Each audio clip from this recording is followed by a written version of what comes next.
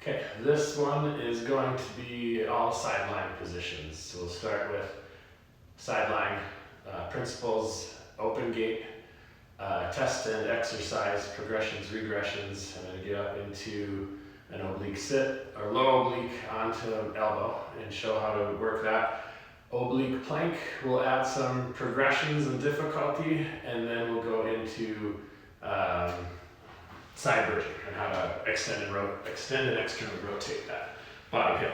So for starters, we're going to just get down into fetal position, and open gait will be the first thing we want to do is start to get that shoulder to stabilize. So you press your elbow into the floor, make the whole backside feel like it's doing something. Press your low bottom knee into the ground. And now we're creating a connection between the two, and the connection is the core. And so feel something doing work in your tummy right here. And then the exercise is how far can you get away from those 2 points without breaking form and feeling like your core is working to keep these two together. If you need to regress the position, then we'll put this under the elbow. Make sure that that's holding tight there. There's a lot of ways to go about this, but for now, I'm just going to press on these 2 points. And what's going to happen is if I'm not doing it right, they're going to snap up and it's going to come out. And so they're just input devices to hold you there. And now as I open the gate, we'll come all the way around.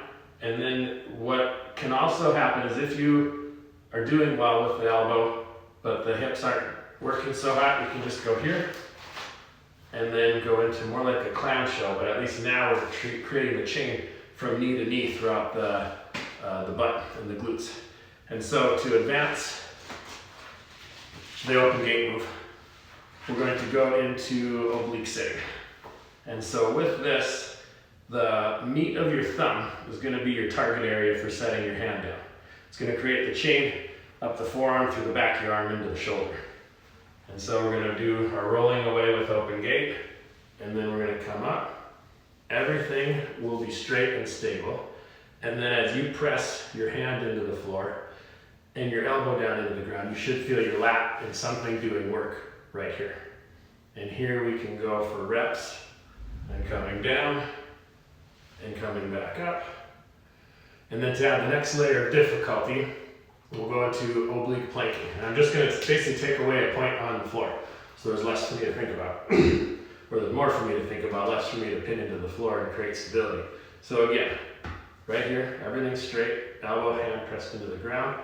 And then we're going to come back down into this position, keeping knees in these positions here. So now my hip and my elbow are my only 2 points of contact.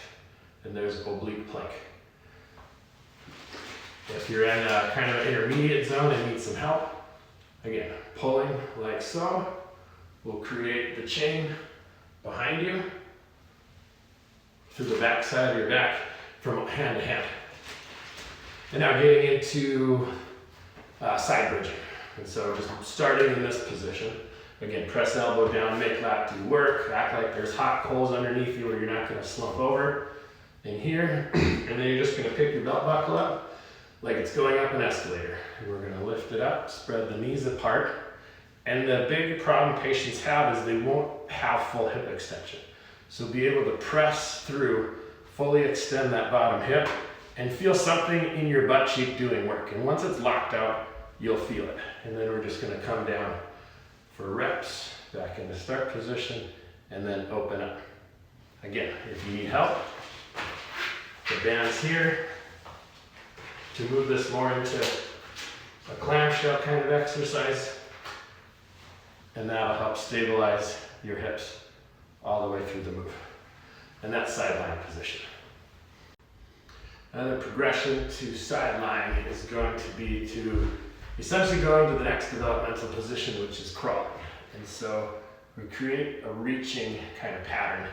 And the idea is to eccentrically rotate this back hip, so my right butt cheek for now, and all the way from the knee into the core and the hand, and basically just creating chains so that no matter which position in your body is always rotating around your ball and socket joints, creating stability as you transition into different positions here.